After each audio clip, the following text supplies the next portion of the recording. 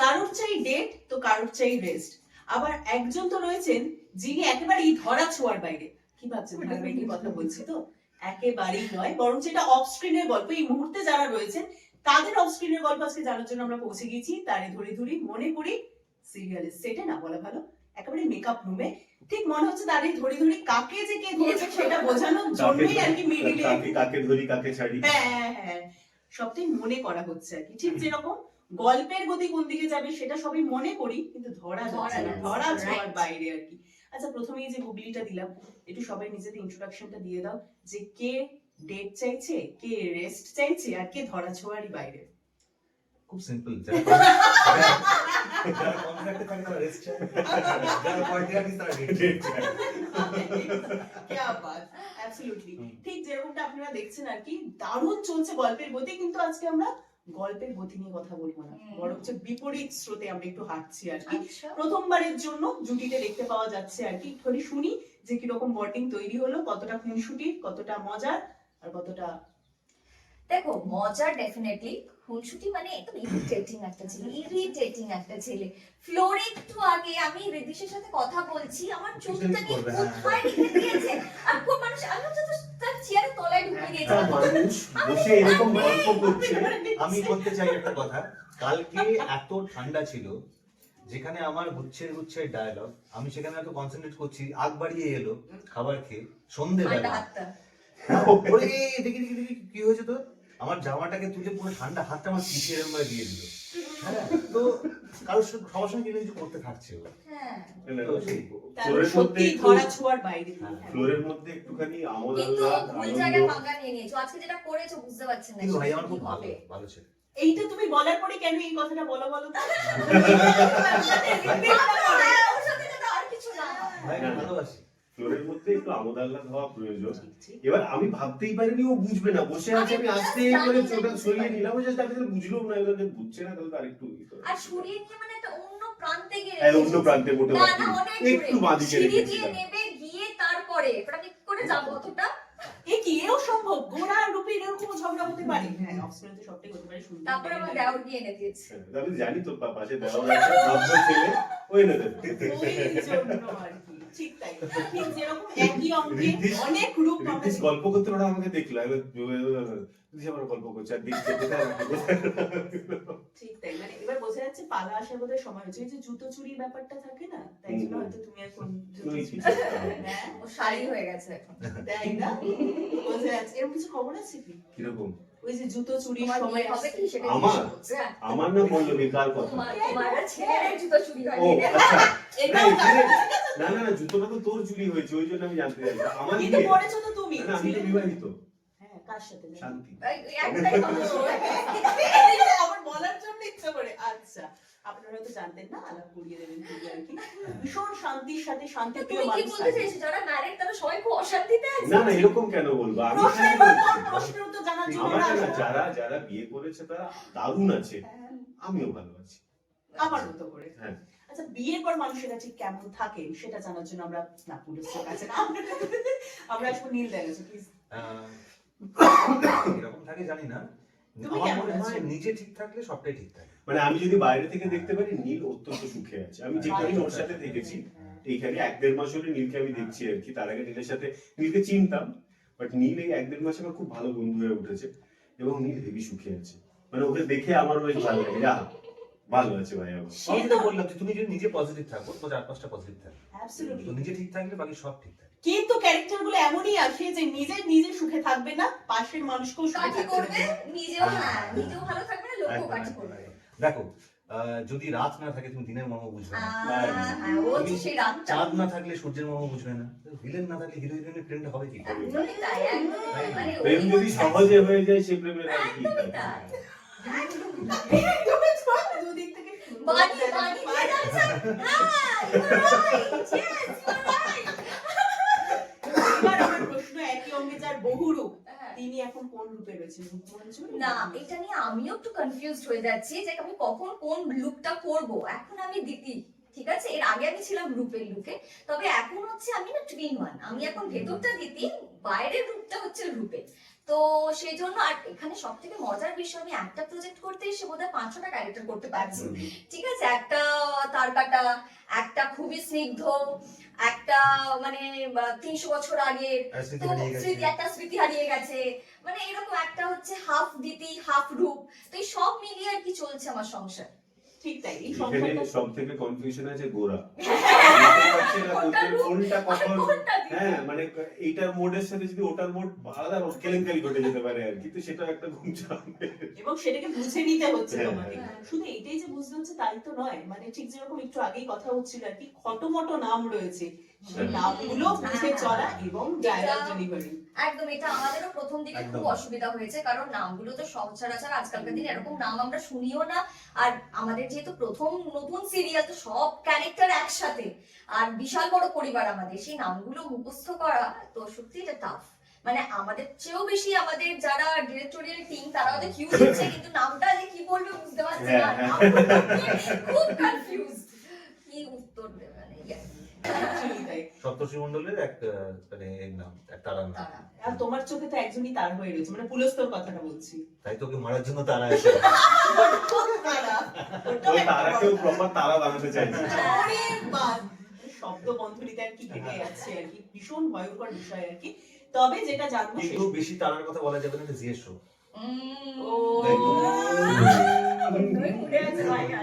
Just কয়েক দিনের journey, তার মধ্যে কিন্তু দর্শকেরা এরকম একটি ধারাবাহিককে ভালোবেসেছে যে ধারাবাহিকের গল্প এর আগে তারা কখনো পায়নি, সেটা নিয়ে কি বলতে চাইবে? আমি একটা কথাই বলবো, আমার অনেকগুলো সিরিয়াল করা হয়েছে, তো আমি সত্যি বলছি, আমি দর্শকদের কথা জানি না, তবে আমি এরকম গল্প চট করে, আমি তো কখনো পড়িনি এবং আমি চট করে দেখিও নি। এত সুন্দরভাবে লিখেছে সৌভিক এবং পুরো ক্রিয়েটিভ টিম যারা আছে, সৃজিত দা, কৃষাণু দা, সৌভিক আছে, সৌভিকের আরো যে দুজন অ্যাসিস্ট্যান্ট জ্যোতি এবং সৃজয়ী, দারুণ লিখছে, দারুণ ভাবছে ওরা। তাই জন্য না প্রত্যেক দিন আমরা একটা ইন্টারেস্ট পাচ্ছি আজকে কি সিন করবো। তো দেখবি যখন আর্টিস্টরা নিজেরা এনজয় করে না, তারা চেষ্টা করে যে 200% দিয়ে কাজ করে। আর টাচউড আমাদের টিমটা খুব ভালো। আমি পল্লবীর সঙ্গে আগে কাজ করেছি নিমপুরের মধ্যে, মানে very comfortable to work with, খুব ভালো কো অ্যাক্টর, বিশ্বর সাথে সত্যি খুব ভালো কো অ্যাক্টর। ও থাকলে অনেক সুবিধা হয় কি জানো, মানে ডিরেক্টরিয়াল টিমের থেকে ও বেশি তারা মারে। হ্যাঁ মানে আমি দেখেছি এমন একজন হিরোইন যাকে ডাকতে হয় না, যে গিয়ে ডিরেক্টরিয়াল টিমকে তারা দেয় যে কখন শটটা নেবে, ঠিক আছে, তো এটা একটা বিরাট সুবিধে। এটা নিজের তাই করা আর কি। তো আর সঙ্গে আলাপ ছিল আগে, কাজ করছি প্রথম, বাট ভাই হয়ে গেছে। হাই তো এই কথাটা কেন বারবার বলা হচ্ছে আপনারা বুঝে নেবেন, কারণ ঠান্ডা কিন্তু এখনো কমেনি, আর ঠান্ডা হাত এখনো রয়েছে, এই তো চলবে। আশীর্বাদ, কি বলছিলাম আমরা? ধারাবাহিক নিয়ে কথা বলছিলাম হুম। এবং তার সঙ্গে দর্শকদের এতটা ভালোবাসা নিয়ে কথা বলছিলাম, তার সঙ্গে একটু আগে সিক্রেট ফাঁস হয়েছে দুজনের, তো একটা করে সিক্রেট ফাঁস হবে দুজনের। এই দুজনের চিন্তা না, আমি আবার কেলেঙ্কারি করে বানিয়ে ফেলবো। আমি নর্মাল কথাই বলি, সেটা এই ধারাবাহিকটা করে ওই যেটা ও বলছিল আর কি, পুরো টিমটা যেটা আমাদের আছে প্রত্যেকে প্রচন্ড প্যাশনেট। মানে আমাদের ডিওপি যে আছে, আমাদের ডিরেক্টোরিয়াল টিম যে আছে, আমাদের এডিটর যারা আছে, প্রত্যেকে না বলতে ভুলে গেছিলাম এডিটর। কেউ সহজে না ওই কোনোদিন ওই করে দিলাম একটা কিছু ও পড়ে থাকবে। মানে এডিটর আমাকে রাত্রেবেলা সেদিন ফোন করে গাল দিয়েছে আর কি, যে হতভাবে এখানে আমার যে এডিট করেছে আমার বন্ধু আর কি, আমাকে ফোন করে একদম বকাবকি করছে আমাকে, যে এখানে এই রিঅ্যাকশনটা এরকম আচ্ছা, আমি একটু আগে এরকম করা উচিত ছিল। ওটা দিয়ে আমাকে ডাকছিস। ও হ্যাঁ, ডাক পড়ে গিয়েছে। যাও ভাইটি। তো ফলে যেটা হয় খুব প্যাশনেটলি কাজটা হচ্ছে, তো তাতে যেটা হচ্ছে কাজটা করে খুব আনন্দ হচ্ছে আর কি। যখন আমরা কোনো কাজ করতে যাই তখন তো ওই মানে যত বেশি নতুন জিনিস আসে, যত বেশি চ্যালেঞ্জ আসে, তত বেশি আমাদের ভেতরের ওই হ্যাঁ তাহলে এটা এইভাবে করতে হবে, ওইভাবে খিদেটাও মেটে আর কি। তো সেই জিনিসটা হচ্ছে, এবং প্রত্যেকটা যে ক্যারিয়ার আছে, পল্লবীর সাথে আমার প্রথম কাজ, এবং পল্লবীর সাথে কাজ করে খুব সুখ আছে। মানে ওই একটা কমফোর্ট জোন প্রচন্ড প্রয়োজন হয়। নীলের সাথে ওই একই জিনিস, একটা কমফোর্ট জোন খুব দরকার হয়, যেখানে একে অপরকে আমরা স্পেস দেব। এবং সিকিউর আর্টিস্ট পাওয়াটাও খুব কষ্টের একটা ব্যাপার, এখানে এটা খুব বড় ব্যাপার, এখানে সবাই খুব সিকিউর। ওই ইনসিকিউরিটি যেটা থাকে, যেখান থেকে অনেক রকমের সমস্যা তৈরি হয় ফ্লোরে, সেই জিনিসটা আমাদের এখানে মানে ঠাকুরের দয়ায় নেই। তো ফলে কাজ করে প্রচন্ড আনন্দ পাচ্ছি। এটা হলো মানুষের ভালোবাসার ব্যাপারে, ওটা আর কি তাদের মহানুভবতা, পছন্দ করছে আর কি। গল্পটাও খুব ভালোভাবে লেখা আছে। আমরা জাস্ট নিজেরা যেটা ট্রাই করছি যে গল্প যেটা আসছে আমাদের চরিত্রগুলোকে সততার সাথে করা, জাস্টিফাই করা, সেইটুকুটা করছি, ফলে যেটা হচ্ছে লোক পছন্দ করেছে এবং বেশ ভালো রকম পছন্দ করেছে, মানে সেটা একটা খুব বড় পাওয়া। আশা করি সেটা ওরকমই থাকবে, প্লিজ এভাবেই ভালোবেসে যান আমাদের। আর সিক্রেট ফাঁস, তার মধ্যে একজন তো উঠে গেলেন, আপনারা দেখতে পাচ্ছেন, আমি কিন্তু জুটি হিসেবে বসে আমার সিক্রেটও আপনারা জানতেই পারেন, হ্যাঁ, যেটা আপনাকে জানাবো, কারণ আমি প্রথমত এসে প্রথম ঠিক আছে করছো, আজকে যেটা করেছে ফ্লোরে আমার জুতো লুকিয়ে, অন্যদিনও করে কি করে, একটু লাথি মেরে দিল, একটু আশেপাশে পা দিলে পেয়ে যায়, আজকে অন্য কোথাও রেখে দিয়েছে। এরপরে আমি ওকে বলেছি তোমার কোন কোন জিনিস আমি কোথায় কোথায় লুকাবো, তুমি কিন্তু এটা বুঝতেও পারছো না, এটা হলেও বুঝতে ওপেন পারবে। থ্রেড ছিল, আমি বলে দিচ্ছে। অত্যন্ত আতঙ্কিত বলতে এমনিতেই আমি প্রচন্ড আগোছালো, জিনিসপত্র এমনি খুঁজে বেড়াই, কোথায় রাখলাম কি হয়তো সরানোর পর বুঝতেই পারবে না তুমি যে আদৌ কিছু সরেছে। হ্যাঁ, মানে আমি হয়তো বুঝতেও পারবো না, ও সরি যাই বাবা, আমি বোধহয় কোথাও রেখেছি বলে বলে দেবো। এটা আরো বড় সমস্যার ব্যাপার।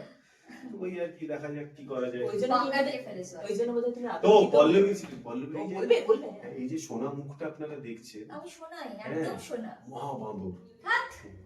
না বিশ্বাস করবে না, কেউ তার বিশ্বাস জন্য করবে? তার এগেইনস্টে একটা তোমার কিছু প্রুফ দিতে হবে প্লিজ। প্রুফ আমি এখন আর কি করে দেবো? তাহলে কে কি করে বিশ্বাস করবে, কারণ এতদিন ধরে দর্শকরা যেভাবে পল্লবীকে দেখছেন তাতে সবাই জানেন শোনা। খুবই ভালো। হ্যাঁ। এই যে মুখটা দেখুন, এটাই বুঝতে পারবেন। এটা তাছাড়া একটু আগে যে ওপেন থ্রেডটা তিনি আর কি দিয়েছে, দিলেন, তাদের তো হতেই বুঝতেই পারে পারছেন যে মানে- ছোটা ডন। একই অঙ্গে বিভিন্ন রূপ আর কি, সেটা পল্লবীর ক্ষেত্রেও কি তাহলে যায় অ্যাপ্লিকেবল? হ্যাঁ যায়, হোপফুলি মনে হয় যায় হয়তো, কিন্তু আমি দেখাই না, কিন্তু কেউ যদি ফোর্স করে সেটা করার জন্য তাহলে তো করতেই হবে। সেই দর্শকদের জন্য কি বলতে চাইবে, আর সিক্রেট ফাঁস এখনো রয়েছে? সিক্রেট ফাঁস ব্যাপারটা আচ্ছা থাক। এখান থেকে জিনিস সরানো শুরু হচ্ছে, বুঝলে তো? অলরেডি শুরু হয়ে শুরু গেছে। হয়ে গেল।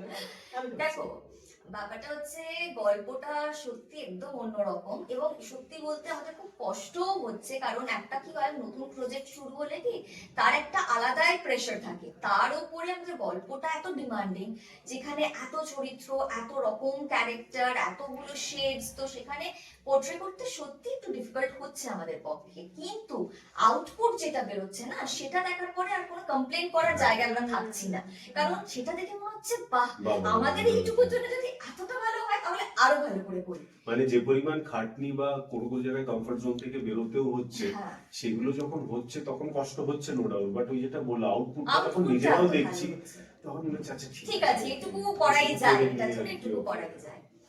আর ওর সম্পর্কে আমি বলি, ও ভীষণই বদ একটা ছেলে, খুবই খারাপ ছেলে, একজন বাদর বলো, আরেকজন বদ বলো। হ্যাঁ, but as a artist he is very good, I must say that. ও ভীষণ ভালো কোয়ার্টিস্ট, ভীষণ কোঅপারেটিভ, এবং সিন করতে গেলে বেসিক্যালি যেটা দরকার লাগে যে একটা ভালো কোয়াক্টার, আর যেহেতু ম্যাক্সিমাম সিন আমরা করছি, আর যেহেতু আমাদের সিরিয়ালে কি হয়, আমরা দেখি দুটো আলাদা বাড়িতে দুটো আলাদা চরিত্র, ধীরে ধীরে তাদের একটা গ্রাফ বাড়ে, কিন্তু আমরা যেহেতু চরিত্রটা শুরুই করেছি একদম হাজবেন্ড ওয়াইফ, আমরা শুরুই করেছি গল্পটা যেখানে মিড অফ দি স্টোরি, তো সেখানে আমাদের ওই কেমিস্ট্রি, আমাদের সেই আন্ডারস্ট্যান্ডিংটা খুব ভাবে ডিমান্ড করছিল গল্পের জন্য, প্রথমে আইস ব্রেকটা হয়ে যাওয়া আর কি। একদম। তো বাট আমাদের সেই টাইমটা ছিল না যে আমরা একটু একটু করে একে অপরকে চিনছি বা বুঝছি, ও কিভাবে ডায়লগ বলে বা আমি কিভাবে বলি, যেহেতু আমাদের প্রথম কাজ এটা একসাথে, কিন্তু ফার্স্ট ডে থেকে ওটা ভীষণ স্মুথ ছিল, আর সেটা হয়তো আমার মনে হয় ও যে বাঁদরামোটা করে অফ স্ক্রিন, তার জন্য অনেক বেশি ইজি হয় বিষয়টা অন ফ্লোর কাজ করতে, তো যখন করে তখন একটু মাথা গরম হয় ঠিকই, বাট সেটা কাজের ক্ষেত্রে খুব ভালো হয়। তো সেটা তো একটা আছে, এবং তারপরে আমরা সবাই মিলে খুব চেষ্টা করছি, যেহেতু আমিও একটা 9 মাস বাদে কাজ শুরু করেছি, ও প্রায় বোধহয় 2-2.5 বছর বাদে করছে, 2 বছর পরেও কাজ করছে, তো সবারই একটা খিদে তো থাকেই যে একটা ভালো কাজ করতে হবে, আরো ভালো কাজ করতে হবে, আর এরকম একটা স্ক্রিপ্ট পেয়েছি আমরা, এরকম ভালো একটা গল্প পেয়েছি, তো সবাই আমরা চেষ্টা করছি নিজেদের 1000% দিয়ে কাজটা করার। তো এবার অডিয়েন্সকে তো আলটিমেট, মানে ওরা আমাদের পাশে ছিল, আছে, এবং ভবিষ্যতেও আশা করব থাকবে, তো প্লিজ আপনারা থাকুন, দেখতে থাকুন আমরা কি কি করছি। এই যে ভালো ভালো কথাগুলো শুনলেন আমার ব্যাপারে, এবার যেটা করবেন নিজের চোখের কম্পিউটার কলারটা একটু চড়াবেন।